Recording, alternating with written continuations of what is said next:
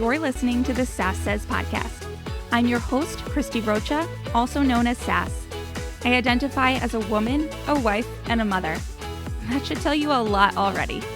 And over the last few years, I've learned the value of talk therapy.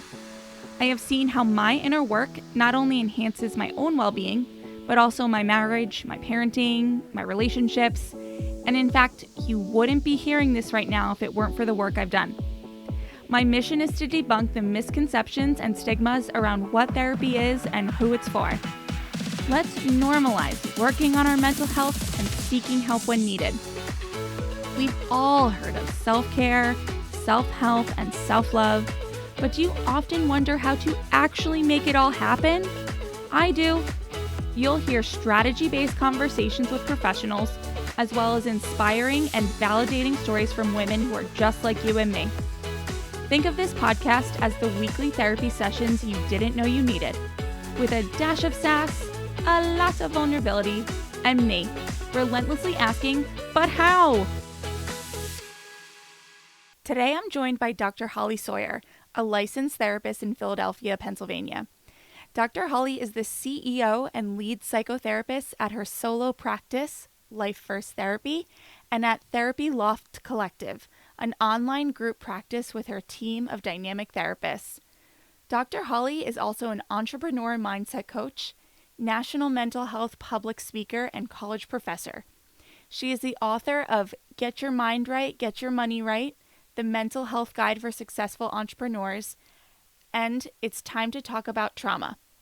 She's been featured in Philadelphia's Fox News 29, Bustle, Pop Sugar, and more. Today, Dr. Holly and I predominantly discuss self-care practices and strategies to prevent burnout. We talk about scheduling sex, self-medicating and addiction, microaggressions in the workplace, trauma, and how therapy is for everyone. And similarly to my conversation in episode 3 with Tara Clark, we talk about letting go of our preconceived notions about what our kids will be like and what our lives will be like as parents, as Dr. Holly shares with me a bit about her personal journey with her son's autism diagnosis. Yeah, it's a lot, but it's all so good. Hey, Dr. Holly, thank you so much for joining me. Thank you for having me. It's such an honor to be here. I'm so happy to connect with you and learn more about you. And I will start right with, why did you become a therapist? So when I lived in DC, like many years ago, I was looking for a Black therapist, and I had such a horrible experience in time trying to find one. And so it hit me like how many people, Black women, are looking to find a therapist and they can't find one. And so I realized that you don't have to have a mental illness to see a therapist. You may just need that safe space for support, to vent, to bounce ideas off of. And I was like, I'm just going to step into the arena and create the change I want to see. Yeah, that's amazing. What made that so difficult? Like, why is that a thing, that it was difficult for you to find a Black therapist?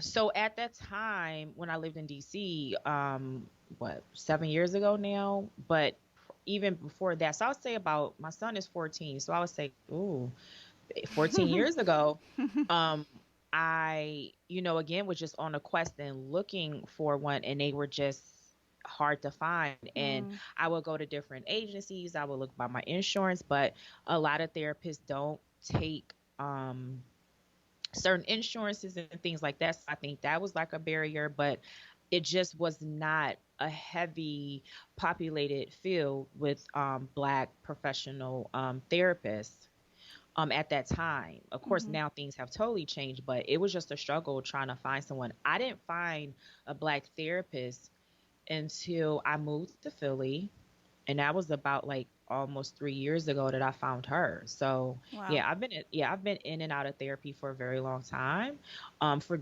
various of reasons, but I finally landed on a Black female therapist once I moved to Philadelphia. Wow. And so you do see that changing, though, that it's, Oh yeah. there's more available and it's less of a struggle. Oh my gosh, yes.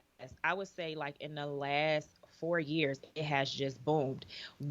it isn't in an insurmountable number, but we're making, significant strides, and showing up and representing and letting people know that we are available and we're here. I have a strong and huge network of Black female therapists, and I see just around the country how much of us are coming into the field and increasing those numbers. Mm-hmm. And so you found a therapist in Philly. I've heard here and there that Philly is a bit of a hub for mental health. It's kind of It like, what is. is that about? It is. What does that So mean exactly? so my experience, and it's funny that you mentioned that. When I was in DC, at the age of 4, my son was diagnosed with autism, Hmm. um, high functioning on the spectrum. And I had a hard time again finding resources for him, but I joined so many support groups for parents, for mothers, and it was just amazing. But I know he needed more, and I needed more because I didn't understand autism at the time. And my husband, being from Philly, he was like, "Listen, CHOP is there. It's an amazing hospital. They have amazing resources." Drexel has an amazing resources when it comes to their autistic center for children going into college, or adults going into college who are still on a spectrum. And then he was like, since you're going into the mental health field, there are so many clinics here, agencies that you can work and really sink your teeth into to become a clinician. And I was like, wow, like you said, he described it as just like this mental health hub or mecca. And Hmm. when I got here, that's exactly what it was. Like, Wow. I mean, it's so many hospitals for children, so many different specializations for children. Anything that you want to do around in the field, behavioral, mental health, intellectual disabilities, it's here. And I'm very thankful for that because I've gotten so many resources for both of my children. Wow. Do you know of any, what would be considered any other hubs in the US? That's a great question. I'm not sure, but I'll think about it. And if it comes to mind, I'll definitely shoot your email to have that resource. But I don't really know who has an actual autistic or autism center for Mm-hmm. college students who are on a spectrum. I Hmm. really don't. Besides Drexel, um, but I'll put my mind to it and Yeah. see. Okay. And you know what? I didn't expect to ask you about this, but since you mentioned it, just as a parent and as a clinician, what do you think are the really challenging parts about having a child on the spectrum for parents? Well, for me, it was not understanding what autism is and what it means and what it looks like. Mm, If you have a child, you see 10 fingers, you see 10 toes, you see a pair of eyes, yeah. they come out, they're cooing, they're laughing, they're crying. So you think that they're just normal. Mm-hmm. And so you start to notice around age 4 or 5, that something isn't quite connecting, even though they look physically, right? Mm-hmm. Normal. And so for me, it was the struggle of really trying to wrap my head around, like, I'm looking at this kid who looks normal, but there is autism there. Yeah. Okay, what does autism look like for my son? Because no two autistic kids are alike. Totally different. Even if they're, high, low, or mid on the spectrum, they're just so unique and different. And so as a parent, I think I had to really, really dig in and identify with my child on what his uniqueness is when it comes to being on a spectrum. Interesting. Yeah, my daughter is 3.5, and we learned this year that she's a little behind on her speech. But there was a time going through that process where we weren't sure if it was simply a speech delay or if she could potentially be on the spectrum. And, when you first hear that, you, at least for me and my husband, our brains went to really interesting places. We went down Google rabbit holes, and I heard someone in my town circle mention, one of the hardest things is almost grieving what you thought life would be like. Yes. That was a major, Yes. major thing. You go into parenthood with such expectations, and on some level, I feel like all parents kind of have to go through that because you have an expectation of what your life will be like as a parent, what your kid will be like, and then you amplify that with potentially a diagnosis. That is so true. And I'm so glad that you brought that out because the first, when he initially got diagnosed, I would say to at least he was age 6. I was in therapy just for that alone because Mm. I had to grieve that my son wasn't quote unquote, normal. But what I realized was he's unique and he is normal. It's a different type of normal. Yeah. It's kind of like your variety of mustards. You have yellow mustard, you have brown mustard, you have a Yeah. spicy mustard, you have gray poupon, right? You have like all these different type of mustards. Yeah. They're all mustards. They're all delicious, but you know Yeah, that's you good. have a preference. Yeah, and so I'm glad that you described it like that because I really had to let that go and be like, no, this is what my son is going to be and do, and this Mm-hmm. is his normal, Mm-hmm. and I have to accept that. And this may sound weird, but I'm glad that he's on the spectrum because it allowed me to let go of that pressure of Mm-hmm. what my son has to be and do, because you're right, as parents we do have that expectation, but and it's not even a hindrance or a handicap, but the fact that he's autistic, I had to step back and really just let go of what Yeah. I and expected. Yeah, it's hard. It's hard. It is. Yeah. Mm-hmm. So you are a mom of two, actually, correct? Yes. Yeah. Mm-hmm. And I know you talk a lot about burnout, self care. What do you consider self care? How do you think of self care? Um, I look at self care as something that you do intentionally so that you can recharge and rejuvenate. I look at self care as something that doesn't have to cost you a lot of money unless you just want to, but it's something as simple as saying no when you're supposed to and saying yes when you're supposed to. Mm. Um, I look at self care as something that is not challenging, but we as humans could make it very difficult and challenging because we have this concept that regular physical maintenance, like getting our hair done or, manicure, pedicure as self-care. Yeah. But it's really routine maintenance. It's like someone saying to me, "Oh, I went and got an oil change for my car." Yeah, you're supposed to after so many miles, Mm-hmm. right? Mm-hmm. It's not really, a self-care if you're doing the things that you're supposed to do in regards to hygiene. Mm.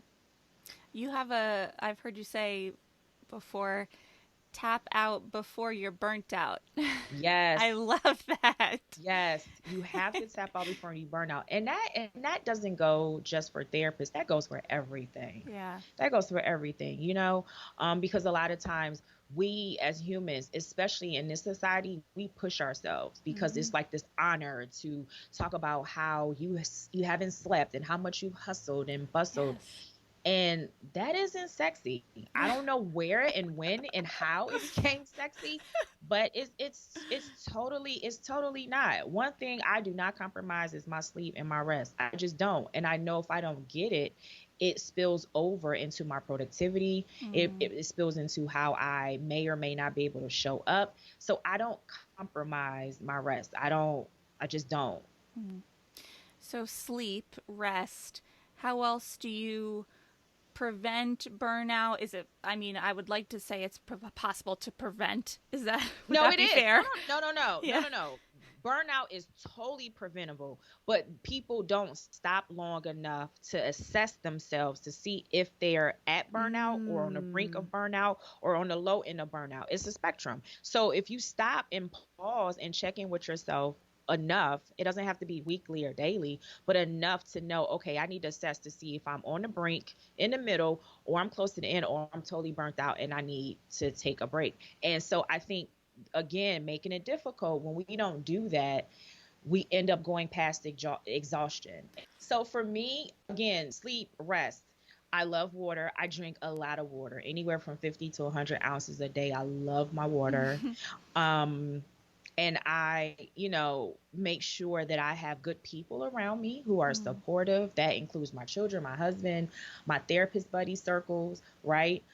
Because I think laughter is so good and just having healthy conversations with people, and it helps you to again rejuvenate and recharge. Yeah. I'm an avid reader. I love to read, but these are just different things that I have around me to keep me in a good space. I also believe in having sex. I think sex is a great thing that a lot of people may do out of duty, or they don't do enough, and Mm. they may turn to outside things that is not really helpful. And sex releases nice, dopamines, increase the endorphins. It's kind of like if you were to eat chocolate or go and exercise, but I don't think people utilize it in such a healthy way and Mm. make it a part of their self-care, because again, we're all just moving so fast and not really slowing down. Interesting. And it doesn't even have to be, you know, deep intimacy, but when was the last time that you went over and just snuggled with your partner? When was the Yeah. last time that you guys just gave each other words of affirmation and sat together and ate together? Just do different things that you probably did when you first started dating. Yeah. So self-care varies person to person, but I'm just laying out like different things, not only that I do, but just reminding people like these are things that are free, that are there, you don't have to pay for, Hmm. that can really recharge you and rejuvenate you. Yeah. I want to go back to a couple of things you mentioned, but if you wouldn't mind for a few minutes or whatever, talk to the woman who's hearing all of that, the reading, the sex, the time for yourself, the sleeping and going, but how? How do I make this happen? Great question. The same way you schedule a meeting for your job, the same way you schedule a project with a deadline, that's the same way you're going to schedule self-care. Mm. We're more concerned and busy with putting into our job or our business. And one question I like to always ask my audience who attend my self-care webinars are, do you take care of your body like you take care of your business? Mm. So again, we have these Google calendars, we're syncing our calendars, we have these Zoom meetings, and it's on our phone, it's giving us these alerts. But do you have those same alerts when it comes to your self-care? And so that is the main and specific way. Seriously, in Yeah. my phone right now, you will see in there, vacation with hubby, anniversary with hubby, Saturday brunch with hubby. Like I literally put it in because it matters just as much as it does as a business owner. Yeah. And so a lot of times self-care goes by the wayside because if I don't have it in my purview, when I get home, I'm going to crash. Not Right. me. I'm just saying women in general or Right. men in general.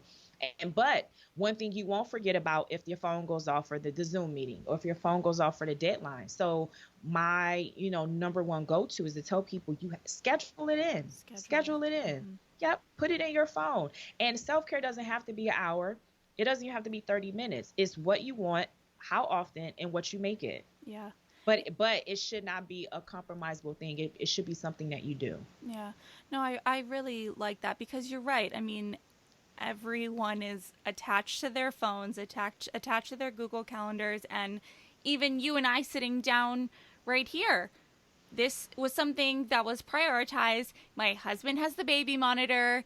He's got it. But on any other night without you and I scheduled to talk, it's not necessarily scheduled that I might do something else for the business I'm creating or, read for 20 minutes or something like that. So, and that can be tricky too, though. I think that knowing how to communicate your needs is so important. I find in my relationship because I sometimes get to the point where I'm just like, I need this, I need that. And he's like, whoa, great, do it. But it's all built up in me as I don't want him to take it the wrong way, that I don't want to spend time with him, this and that. So the communication with the people around you. Do you have any advice or tips Yes. on how to communicate your needs? Yes. So it still goes back to the premise of scheduling. So for example, on Fridays is date night with me and hubby. Mm. On Saturday is family day. So that means the kids are with the parents are with their children, we're together as a family. Mm-hmm. And so everybody has their day. Mm. Your children have their day, you and your husband have your individual, time, and then Sundays is just for me, Nice. right? Setting the Yeah, and expectations. yeah, and so when you assign, specific days during the week or a specific hour within the day for, your children or your family, and then for you and your spouse or your partner, then it's like you're on a schedule. Mm-hmm. Because again, our life is, if you think about it, our life is on a schedule. We wake up, we go to work, we go to school, we go and do these things on this schedule. Yes. But sometimes we get so busy where we forget to schedule and include our family, our dog, our cat, our significant other. And it's like, wait, Yeah. and then it's like they feel neglected, and it's like, okay, how can I schedule you in so that you don't feel neglected while Mm-hmm. also making sure that you have your time? And so that's what I do, literally.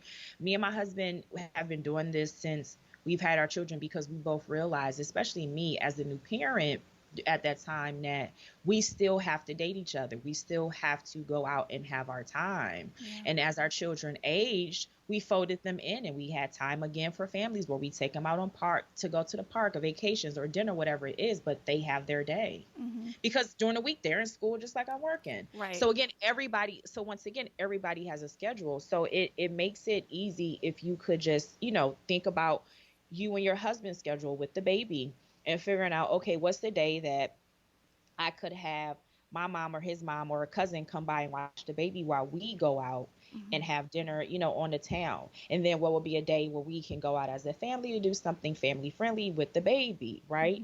Mm-hmm. Or, however you envision it. But again, it just really goes back to scheduling. I'm Yeah. like really a stickler for that. So are you pro scheduling sex then too? Yes and no. Mm. So no, in that if my husband, wanted to just do it randomly, or, because we literally have the time, because Yeah. between running two businesses, I know. writing books, teaching, being a coach, I mean, I do so much stuff. So sometimes it can be random, and I may have like an afternoon open because the client canceled, and he'll be like, hey, let's get it in. And I'm like, okay, sure. But me personally, yes, I do schedule it at least Mm-hmm. twice a week. Mm-hmm.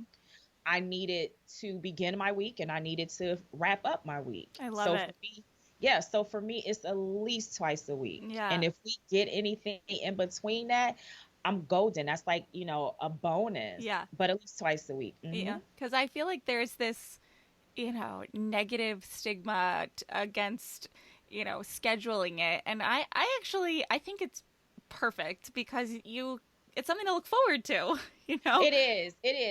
And again, it goes back to like dating and that anticipation, like, oh, we're going to meet this week and we're going to have sex. And we're always trying to do things to keep it, like I said, us young, like we're dating and spicing things up. And there is a stigma with scheduling, sex. But at the end of the day, we're two working adults. Mm-hmm. And if we're going to schedule again, business meetings and Zooms, why not schedule an orgasm? Yeah. Why not? It doesn't take away from the enjoyment. Once you're in It the does not. moment, you're in the moment. So It does not. yeah, you Not totally at agree all. with you. Yeah. Not at all. Not at all. Yeah, I like that. So I want to go back for a second to I guess we're still kind of on the topic of the self-care, only because I came across a blog post of yours that I loved. I think it was talking specifically about COVID and taking care of yourself during that time. But at the end, you had 16 questions to consider for targeted self care. And I will link this blog post in the show notes for anyone that's interested. But those 16 questions I feel like whether you're looking to increase your targeted self care or not are questions that everyone should go and answer. Because as we've just been talking about it, adults now, we're so scheduled, we're so busy. I remember one of my first sessions with my therapist, she asked me what I like to do, and I couldn't answer her. Wow. I just, aside from, of course, spending time with family, friends, she's like, when you're alone, you have time. What is it that you like to do? I couldn't Wow. answer her. And seeing Wow. your post, I mean, just the first question, what can I do when I wake up to set a bright tone for the rest of my day? What do I need this evening to relax and genuinely unwind? How am I feeling? How can I prioritize my mental health today? What is something fun I can do for myself this week? How do I want my space to feel? I mean, these are so critical to just living a life that you enjoy on a regular basis. And for some reason, in my experience, particularly I think women, mothers, we have a hard time with that. We do. We do. And if you look at those questions, you will see how those things are like zero to like $3 or just little things that you can do, Yes. right? Yes. It does, again, that's why I say self-care. It doesn't have to be like this dramatic, long out, 30 minutes to 2 hour routine or something that costs a lot. You look at those questions like you pointed out, and you don't have to do all 16. You can pull out Right. one that you can do right now on the spot. Like for example, today, you said one of the questions was, what can you do to your space? I went and opened up my cameras. I brought the sunlight in. Mm-hmm. I sprayed, like Glade aroma all around just to have like a different scent because I love smells and scents. Mm-hmm. And it just lifted up my mood, Mm-hmm. like right there, right? Yeah. And so I think sometimes because we're always on the go and so busy, just the little things we miss and sometimes takes for granted. Yeah. Yeah. I have a candle here that I put on usually just when I'm recording, and now it's almost like a scent muscle memory. Like when I smell that, I know that I'm gonna be talking to someone interesting, and and then when I blow it out, I can still kind of smell it in my room and in my office, and I'm just happy for like an hour after. See, see, leaving you rejuvenated and Yes. recharged. Yes. And it took nothing but a match Yeah. to the I wick. know. And look at that. I know. Seriously, like I'm telling you, self people are really, really making self care out to be something so challenging and like this big thing when it's really, Yeah. really not. I think if I had to put it in the even more simpler terms, it's really just getting back to a simplistic way of living, Mm. Mm-hmm. Yeah, right? and like you said, just slowing down and taking Hmm. a minute to say, what do I need today? Yep, that's it. That's it. It's You can so set the simple. intentions. Right before you get out of bed. A lot of times people get out of bed, run in the shower, grab coffee, and then they're off to the races. Yeah. And I'm Or like, pick up their whoa, phone. yes, yes. And I'm like, whoa, Guilty. whoa. Yeah. Yeah, I mean we all do it. I just still think that, you want to, again, just like you said, slow down. I had a client one time and she was just like, I don't understand why I'm always on edge when I wake up. I don't get it. I feel like I'm always all over the place. I'm always on like the go go go go go. And then sometimes it turns into irritability, into anger. And I said, "Well, talk to me about your day, like when you first wake up." And she was like, "Well, when I wake up, my alarm is going off, and it's this huge, disturbing, ugly sound, and I hate it. So I beat my clock, then I turn over, get on my shoes, and I go walk the dog." I said, "Whoa, why would you allow yourself to wake up to a disturbing, ugly alarm? Mm-hmm. Why not something that is, maybe brighter and Yeah. nice and calm, like ocean waves?" Right. Or, birds chirping, but something that when you wake up and you hear it, it puts you, again, it sets your mood for the day. Mm-hmm. So you allow yourself to slowly roll out of bed, Yeah. use the bathroom, brush your teeth, get into your day, and then go walk the dog. So she tried it and she was like, "Oh my gosh, I can't believe it was just me switching my," yeah. Yeah. Like people don't understand the importance of how you start your day. Mm-hmm. Yeah. Well, and this is, as you're talking, it's reminding me of something else that I wanted to make sure I went back to with you. You know, this is something that your client learned and was able to change through therapy, really, Mhm. right? And this is another thing that I'm really passionate about. I mean, I feel like there are so many misconceptions about therapy, how it's used, who it's for, and we think, or that, I don't know if we're taught or we just see in media things like that it's previous to now. I think things are changing, and I'd ask you to speak on that too. But that you have to have something, quote, wrong with you, that there it kind of has like some big illness or something, really, really traumatic, life changing. And I've found that over time, therapy's actually helped in more things like that, like just changing your alarm. I mean, can you talk a little bit about the misconceptions and things Sure. around therapy? So you're right. People think that therapy is only for those who are experiencing or going through some type of mental illness or disorder, and that is such a myth. Mm-hmm. Um, They also think that therapy is only for low income people or people who are rich, people who are famous. And that's a myth. Therapy is for everybody because we all have mental health. We all have a brain. We all go through life transitions. Mm-hmm. Not everybody experiences something traumatic. Not everybody experiences anxiety or depression, but we all go through life changes. And sometimes it's hard to tackle those life changes alone. And we may not have friends or family that supports us. But guess what? There's always a therapist. When Mm-hmm. I initially started therapy, I was going to therapy because I was experiencing microaggressions in the workplace as a Black Mm-hmm. woman.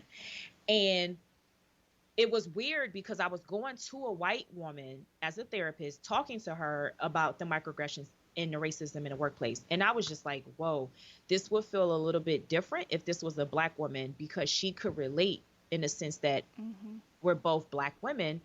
And so it was hard for me. And again, I'm like, you know what? I have to create this space. So in my solo practice, I literally work with professional Black women who experience microaggressions in the workplace. And because of it, they may go through or experience anxiety, depression. They may turn to substances outside of themselves to cope with that. Mm-hmm. Um, but again, when I got pregnant and had my children, I had postpartum depression. That was a life transition that I needed therapy for again. So therapy, again, a therapist, we're not just, mental health, mental illness, mental disorder. No, we're there for anything that the client is bringing to the session that they want to work on, that they want to change, they want to understand more, they maybe want to shift.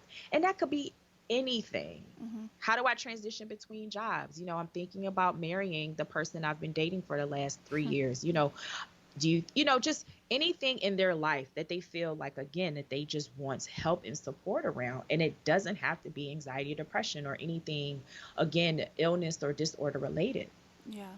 Yeah, it's always a shame to me when I hear even people in my own circle, maybe not intimate circle now because I have been talking to my intimate circle about the benefits of therapy until I'm blue in the face, but in my more extended circles, just when I hear someone going through something and they're talking, I'm like, you need to go talk to a therapist. You need to go because even just the freedom to vent, half the time the session is just to get it all out and Yes. process for yourself. And, by the end of it, my therapist maybe hasn't said 3 words, but I'm like, oh, okay. Now I see how I really feel about that, you Yes. know?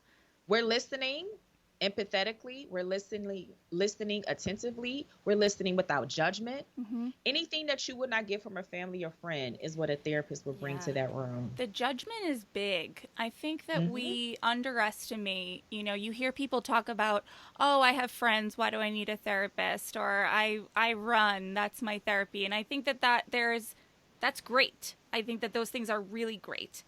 However, I'm not going to share every ounce of every thought that I have with a friend or a family member because they might know the person I'm talking about, or I might think that they might judge me for what I'm saying, or anything like that. I mean, it's not like with a therapist you can be like full throttle You every can. thought that you have and know that it's a safe space.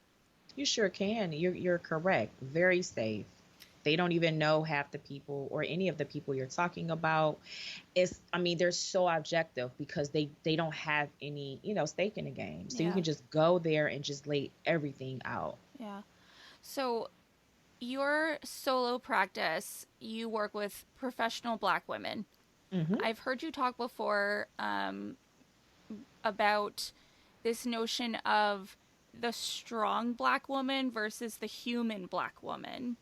Can you talk about that a little bit? I thought that was really interesting. It was on one of the panels I was listening to that you were on. Okay.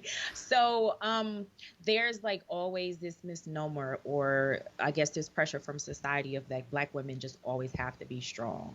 And because of that, it leaves the impression that we can't be human. And being human means that we're vulnerable. We have weaknesses. Sometimes we don't want to be strong. Sometimes we aren't strong. And so when we take those things away that we can't be, then that makes us not human. Mm-hmm. And so I always just like talk about like we don't have to, Black women don't have to be strong all the time. That's something impressed upon us in society because we're human, and humans can have a facet of emotions and how they're feeling. And sometimes because of that, some Black women struggle with just being human first, Mm, right? that's If I heartbreaking. had, Yeah. yeah, it is. I mean, if I had to describe myself, strong would be an adjective, but it would not be actually who I'm being. I Interesting. may, Yes. yeah, I may be that in a moment or a certain situation, but it's not who I am. Yes. You know what I mean? I'm Yes. human first. Yes. And so I think that it's important that Black women have to understand that being human first means that I can be all those things. I could be strong, I could be vulnerable, I can be, weak, I can be understanding, I could be empathetic, I can be so many things, but I'm just not necessarily having to be strong all the time And or it's just the not at all. and it's the fear of, similar to what we were saying before. Is it the fear of judgment, the fear Yes. of losing out opportunities, of Yes. all of it? I mean, in order to just be human. It's all of that plus imposter syndrome, Mm, looking at less than. It's so many things, that you're talking about and calling out. Yes. mm. Yeah, and you had an experience personally in the workplace, correct? With an employer, something with your hair. Yeah, I mean, I've had so many experiences with microaggressions. I mean, it's just like, totally just ridiculous. And it seems like, you know, no matter what spaces I'm in, they just so happen, to Mm, come about. And I can't control other people that, I come in contact with or work with. But I use therapy as a way to help me focus on my emotions and my responses and my behaviors whenever I'm faced in those situations. mm-hmm, So even though I may not work in those type of agencies anymore, I still experience them as a professional when I go out and I speak nationally mm-hmm, or when I'm in different conferences and networking with other professionals, mm-hmm. Yeah, they still seem to come up in some type of way. yeah, yeah. Do you find that in the work that you're doing with clients, has there been any shift whatsoever in? I guess I'm curious with maybe now people working more from home, things like that. Is it better, worse, all the same, different? I don't know. I'm just curious I if think as the it work environment changes, does anything change there? well, one, it does vary client to client. Okay. Two, people who spout out microaggressions are not necessarily doing them in the workplace. Now, if you are not working, in your actual, location as far as your business or your agency, I've had clients who said that they take it to the Zoom. They'll say nasty and microaggression things in the Zoom. Mm, So I don't know if it necessarily matters that if they're in the office or on Zoom. I think people are people. yeah. And so, Yeah. as long as they have a platform and a space for that, Yeah. they'll just be who they are. So, Dr. Holly, you are a certified advanced alcohol and drug counselor. That's correct. Hmm. And Yep. so, one of the things that you are passionate about with working with particularly professional black women is helping them cope and not turn to sort of self-medicating. Yes. I think that, and I would love for you to talk about this too. I think that there are, once again, stigmas and misconceptions about addiction. Um, you're working with professional black women. We're not talking about, someone who we see on a television show who's an addict in an alleyway. We're talking about women and that we're sitting next to in the office. Can you talk Yeah. about that a little bit? Yes. So, an example would be like, if someone would, come home prior to COVID and maybe have like a glass of wine, Mm-hmm. but then COVID hit and then they're noticing that they're up to like a bottle Yeah. a night. Mm-hmm. So that's like, anywhere between 5 to 7 bottles in a week. Yeah. Yeah. Is this a codependency? Has this turned into an addiction? Mm-hmm. Right? Where does the line cross, or is it blurred, or have you again fully gone out into addiction. And so for women who have experienced these type of microaggressions, not all of them turn to like drugs or alcohol. Some of them turn to excessive shopping, Mm. right? Mm-hmm. I have had some turn to promiscuous sex, Mm-hmm. right? Because again, they're self-medicating and they Mm-hmm. having to numb themselves and prepare themselves either for the work week or for the next day. Mm. Yeah. So yeah, so yeah, it could be, the all the wine bottles. It could be the excessive shopping. It could be overeating. Yeah. It could be the promiscuous sex. But we have to stop to say, hey, is this impeding your normal functioning, your Mm. day-to-day activities? If Mm-hmm. so, it's time for treatment. Yeah. Yeah, Hmm. I think automatically when you hear addiction, you think drugs or alcohol, or at least I Yeah, do. But yeah. but you're right, there are definitely a variety of things you Hmm. could become addicted to that would, like you said, be hindering your daily life. Hmm. I've seen recently some talk of, and you touched on it, but this like the mommy wine culture, almost like this branding and marketing from the wine companies, where it's like, if you're a mom, you got to crack open a bottle at the end of the night because that's the only way to deal with these kids. I mean, I am struggling with that one a little bit. I think that it's happening. I think that it's real. I think that there's marketing around it. But I also enjoy a glass of wine. So I Well, don't here's know. the well, I do have a problem with it because you're saying that as a mom, I need this thing in order for me to unwind. Mm, And so because I'm a mom, you're specifically targeting me, yes. and you're targeting me with this specific thing to cope with. Mm, And I think that's unfortunate. It's kind of like the vaping. Well, we have grape, we have cherry, we have bubble gum, right? mm. And it's like, who really likes those types of flavors? Young adults, teenagers. So Interesting. I think, yeah. And so I think that we have to be careful, especially in our culture, that if we're going to suggest things to help people unwind, I don't think we need to look at, oh, you're a mom, so this is what you need. Mm, No, mm-hmm. not necessarily. Yeah. Because I'm a mom and I definitely enjoy, a nice glass of wine, but I don't need you pandering to me to say that I need to escape my kids and the mommy life and this is how I should escape it. Yeah. Yeah. It's I mean it's kind of there are a lot of examples of that, right? Even I'm thinking as you're talking, fitness. Oh, get your body back, mommy. You need to spend all this money, invest all this time to get a body back that, let's be honest, after you pop children out, it's probably not going to go back to the same way, same way it was before.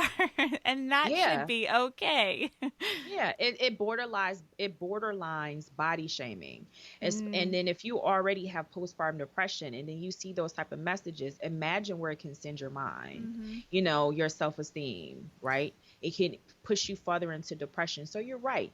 There are so many things in our society that plays upon, our conscious and subconscious, and the things that we should turn to and use to help us escape or feel better. And Yeah. so I always try to press upon my clients that everything that you need within you to heal and cope is within you. Mm, You yeah. may look at our external sources, but let's identify healthy external sources and or use these sources in a healthy way so that they don't become crutches and that you don't become so dependent on them that it does impair your day-to-day Yeah. life and activities. Yeah. The biggest, I don't know, the biggest takeaway for me with going to therapy is how much my self work or inner work sort of just has this incredible ripple effect Mm. over every aspect of my life, my relationships, my marriage, my parenting, the fact that you and I are sitting here. I mean, 100%. My therapist, if you ever listen to this, like the amount of sessions we had of me just dealing with the imposter syndrome of, can I do this and this and that. But um, what do you find, common big takeaways from people, or what do you find joy out of, in terms of when you see a client have a breakthrough, or like what does that look like? What do people get It's out of it's working with you? I think it's always a joy when a client has a breakthrough, Yeah. right? Because that's why they're coming to you in the first place. Yeah. And so when you have those moments, they're always amazing. Yeah. Um, Working with me is basically like having someone who's going to be totally direct with you and sometimes call you on the carpet about the things that you say you want to do, but you are procrastinating or you're putting yourself in your own way from moving forward and you recognize it, but you are just like, how can I really do this thing? And we've come up with ways to do it. And I've had clients like that who I've worked with over the years. They're like, I know I need to do this thing. I'm here for it. I want to do it. But what I find as a commonality to your question is that a lot of people come in so broken. They don't have the self-esteem. And Mm. even though they want to and they have the motivation, or sometimes they don't, they just come from such a broken place that Mm. sometimes it could be impossible to believe that they can do just the smallest thing. Yeah. And so I work with empowering them and giving them a voice and letting them know, like, no, you can do this. Yeah. You're here at therapy. So I coming here is half the battle. So I know you can do it, right? Mm-hmm. We just need to figure out what it looks like so that you can do it. Sometimes it's not going to feel good. Sometimes it's going to feel uncomfortable, but I'm with you throughout the whole process and you can do it, Mm-hmm. right? We just have to figure out what that looks like in small steps. Mm-hmm. um, and that it's not going to change overnight, but we're working on it. So Yeah. you'll gradually see the changes. And that's really the vein of where I work from. Mm-hmm. Do you think therapy is for everyone? Yes. Yeah, I do Yes. too. Yep. Therapy is for everyone. And again, you don't have to be going through anxiety, depression, or experiencing any type of mental illness or disorder. You, like you said, you just want to go and vent to somebody who doesn't know you, totally objective. And Yeah. even if they don't say nothing or pose a question, you were able just to get that off your chest. Right. Right. Right. You were heard and you Mm-hmm. wasn't judged. Yeah. So you have your solo practice, and then you have your online group practice, which is Yes. 100% online, correct? Yes. Yeah. Hmm. So can you talk a little bit about the differences between, maybe not necessarily your practices? I think it's pretty obvious the difference between, having your solo practice and the group practice from your perspective, but from someone who might be looking for counseling. Can you talk Sure. about what the differences are and what they should be looking for and noting and all that? All right. So just think about if you're in a hospital, you have your general practitioner and then you have your specialist. So the solo practice is coming from a specialist lens where I specifically work with professional Black women, right? Okay. That experience microaggressions. It's a very small kind of boutique type therapy practice, if I had to describe it in a way. Now, for the online group practice, that's more of a general practice. I have therapists that work under me. It's all online, and we see clients, we see teenagers, and we see seniors, right? Mm-hmm. We also see families, but we are a general lens. So anything from anxiety, depression, racial trauma, transitioning, going into college, just all different types of general things that people may be going through just in general. Mm-hmm. I gender identity, racial identity, things like that, right? And so we focus on those things. We don't see couples. So we really don't delve into too much thing around like marriage and family. I'm sorry, marriage and couples counseling. Um, but it's more of a generalized practice. Okay. Okay. And so we see people again 13 and over, teenagers, families, and individuals. Do you find that's certain? I guess I'm wondering. Basically, I'm wondering if the younger kids or the younger generations are more drawn to an online group. Do you see that at all? Do you think that plays into it at all? Has any We ha- effect? no, we have teenagers, and on up, and that we see. I will say this though about teenagers and the younger generation. Therapy is cool to them. Therapy is hip, Yeah. and I really don't care how they got to that realization because they're coming to therapy and I love it. So I'm ecstatic that, Yeah. no, seriously, I'm Yeah. ecstatic because, as when I was a teenager or when I was a kid, therapy was just something that you didn't do culturally as as a coming in from a black family. But as a teen, when you knew that someone was going to therapy, you're like, what? There goes the stigmatization, there goes the judgment. So now, the millennials and younger, they're like, no, I got a therapist. Yeah. Yeah. Yeah.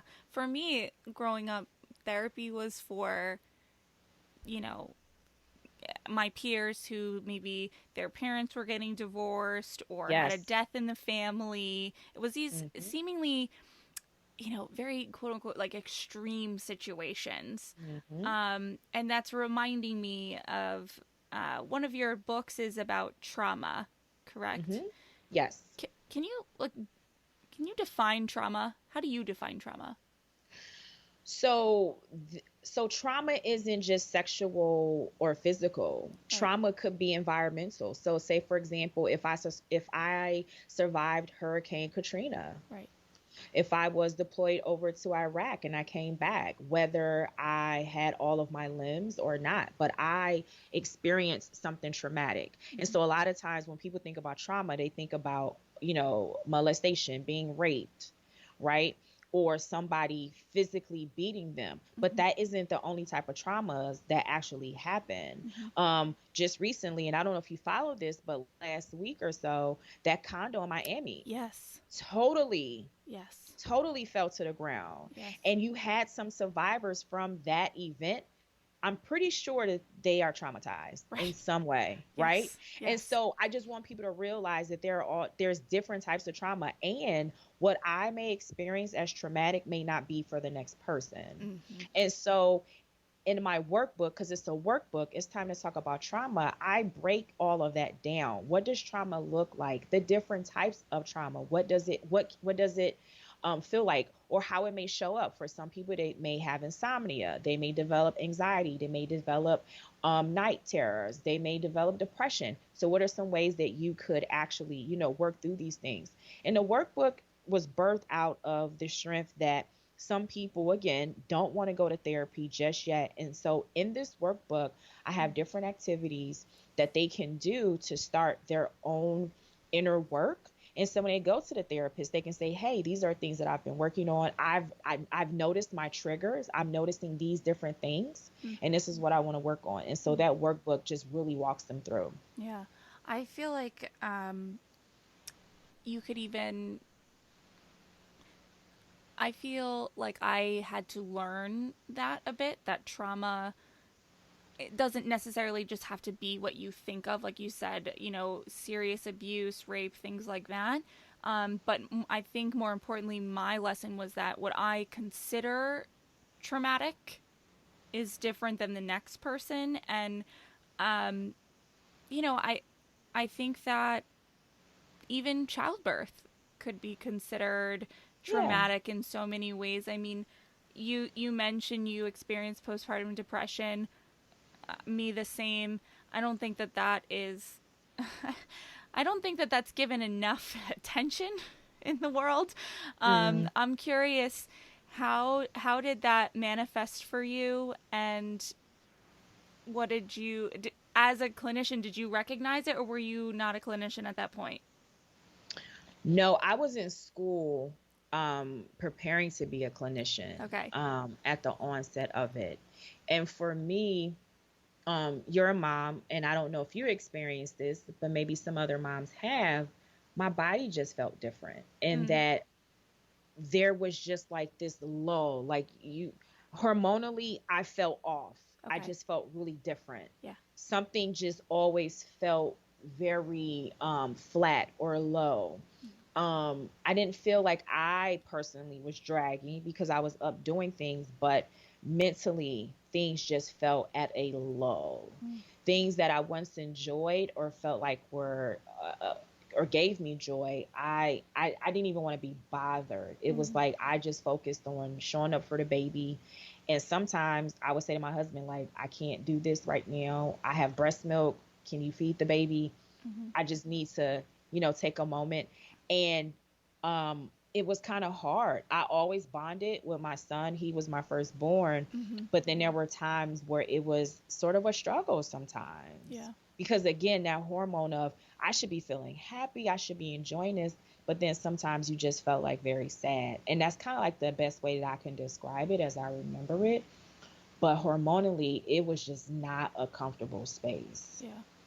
Yeah. Um, I struggled with my body image right at Mm-hmm. that time, Mm-hmm. because again, having a child, you now have these stretch marks. You may or may not have gained weight, but I totally gained weight. Like it was just so much to take on mentally and physically that it just weighed heavily. Yeah. And purely from a selfish point of view, because my son is 16 months. He's my second born. But I'm always curious, anyone who's experienced postpartum depression or anxiety, was there a moment where you just felt, okay, I'm through the storm. It's past. I'm good. Or is it more of a hindsight, like this is that period of time and then it ended? I guess I'm like, for me, I'm like, when do I know that I'm good? Like, like what does So that feel like, and how am I gonna know that I'm set? you know? I think that I wish I had an answer for you. I think that it really varies woman to woman, mother to mother who Mm-hmm. experiences postpartum depression. I mean, for me, like I had my son in like April of 2007, and then by like August, I experienced an ectopic pregnancy. For people who don't know what that means that your baby is growing in your fallopian tubes. So that was something else that was traumatic for me Oh my while I'm going through goodness. postpartum Yeah. depression. So that kind of, if you're going to put a time frame on it, that elongated or stretched I out bet. the Yeah. time in being in postpartum depression. Mm. And then that following year, I we did get pregnant again, and then I had my daughter February 2009. And I think through her, believe it or not, she was such an easy baby. She was Mm. way easier than my son. She slept. She only thing she didn't do was nurse as long as he did, but she brought me something different. And Yeah. believe it or not, I think she is how I came out of it. Interesting. Yeah. Yeah. Yeah. And it was just like it, because she gave me such relief. She was just not like a hard baby. So I don't want to give people the impression that if you have more kids, Yeah. postpartum depression goes away, Yeah. or Yeah. because I had my son, he gave, I don't Right. want Right. people to get that No. wrong impression. But No. just having there was this, again, this easiness with her and this bond with her, everything that I had gone through prior, and then having a second child and going at it in pregnancy different, being different second time around, because more children you have, you learn again, Yeah. more parenting skills. So it was just really different, and that helped me come out of Yeah. uh, my postpartum. But I would say that that was like a good 2.5 years. But Mm. again, I think every woman is different. Yeah.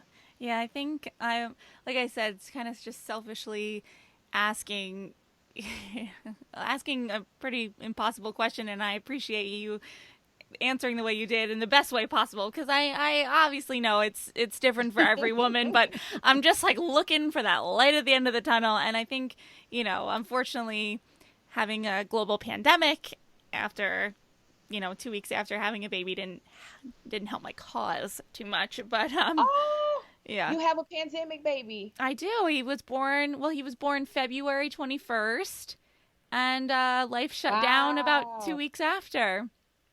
Yeah. Wow. Yeah, Okay. it's been a fun year and a half. It's been interesting. I've been with my therapist twice a week during that time. I bet. Yeah, it was Yeah. it was a little challenging there. It's a little tricky.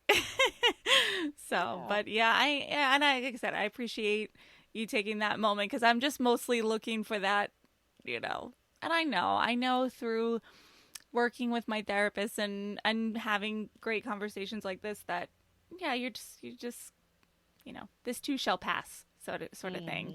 Hmm. But you're actually not the first to talk about how almost that second baby kind of heals the wounds from the first time around, just because you know what to expect, and you're a little, at least for me, was more confident in myself, which helped me relax a bit. Yeah, and no two babies are alike. I don't think no two pregnancies are alike. Hmm. But again, just having gone through that, I really think that my daughter was just, again, it was like, wow. Like, Yeah. I don't want to say like the light at the tunnel or, the rainbow, but it was definitely a transition and it Yeah. totally helped me out. Yeah. Yeah. Well, I appreciate you sharing that. Dr. Holly, is there anything that you would have wanted to talk about today, or anything that you would have asked yourself that I did not? No, I don't have anything to share besides, therapy is for everybody. And you don't have to feel pressured to talk about anything that you don't want to talk about. Mm-hmm. My best advice is if you know that you need to talk to somebody because you don't have that support, just go Yeah. get a therapist. Yeah. Yeah. Well, thank you so much for your time. Do you want to tell everyone where they can find you and connect with you? Yes. So I am big on Instagram. I'm not a Facebook user. So if you really want to catch up with me, follow my content, follow me on Instagram at Life First Therapy LLC. And that's again, Life First Therapy LLC. So group practice is basically Therapy Loft Collective. Mm-hmm. You can follow there because I write a lot of blogs and things like that for the group practice. Mm-hmm. And do you want me to give them a website? Sure. Okay. And so if you are looking for therapy, we do take insurance. You can go to Mm-hmm. thetherapyloftcollective.com. Again, thetherapyloftcollective.com. And you can find us on Instagram. Yeah, nice. I will say, the blog is an excellent resource. I was looking through it. I mean, you have some incredibly interesting articles. So anyone even just looking to learn more about some of the things that you and I have spoken about today, that's, I think, a really great way to start. So Thank you. I appreciate that. yeah, well, thank you so much for joining me. I really appreciate you taking the time, and I very Yes. much enjoyed talking to you. Thank you for having me. This was excellent. Oh my goodness, so good, right? There's just so much to unpack here, but I want to start by sharing that Dr. Holly's suggestion of just schedule it has literally transformed my life. If you've clicked around on my website, you might have seen the area where you can sign up for instant advice. And when you click on the ambition category, you'll get an email deep diving how I've taken this suggestion and completely run with it. It's so crazy because I've heard people say it before: schedule your me time, schedule your this, schedule your that. But it almost, I guess, always seemed too simple to actually work. Well, hello, spoiler, that's because it does. Every Sunday, I go into my calendar and I schedule my Peloton rides, my housewives nights on the couch, my errands, whatever I want to get done or need to get done. I also schedule the specific work tasks that I want to get done during the time I have allotted for work, and that has really helped keep me so on track. Now, of course, life happens, and I may need to move things around, but in the needing to move things around, now I'm actually physically moving a calendar appointment or task to another day or time on my calendar, which ultimately keeps it off of my brain. When it's on the calendar, it's one less thing I have to be consciously making a mental note of to remember. I highly recommend this. I think that just as busy people with a lot going on, I'll speak for myself as a mom, as a wife, as a business person, there's so many hats that we're wearing and so many jobs and tasks that we're juggling, everything from grocery lists to emails and whatnot, that just having it spelled out and at least a goal of a plan has really, really helped me. So check out that email. Check out Dr. Holly for more on this. But aside from scheduling habits, what I really want us to take away from this episode is that self care does not have to be expensive, time consuming, or more importantly, it shouldn't be what anyone else thinks it should be. Self care is about you. What do you enjoy? What helps regulate your emotions? Are you communicating those needs and wants to your partner and other support systems? I've linked Dr. Holly's blog post about targeted self care in the show notes, and I encourage everyone to take a few minutes and ask yourself some of those questions. You might be surprised at the answers. And honestly, the first time I went through it, and you heard me say in the episode the first time my therapist took me through some of them, I couldn't even answer them, honestly, which was pretty eye-opening and let me know where I needed to start on my self-journey. So thank you, Dr. Holly, for your insight and expertise and for being my very first recording with a mental health professional. I know that may not be exciting to the rest of you, but it was very exciting for me. And while I was very nervous, you were so easy to talk to and just a wealth of information, so thank you. And thank you for being here and for listening, and I'll catch you next time. Thanks.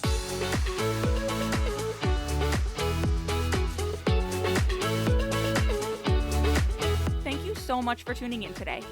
Sass Says is a production of Luann Nigara, Inc. This podcast is meant to be educational and not meant to replace professional therapy or professional medical attention. To learn more about today's show and what's new in my world, head over to sasssays.com. Thanks so much. Talk later.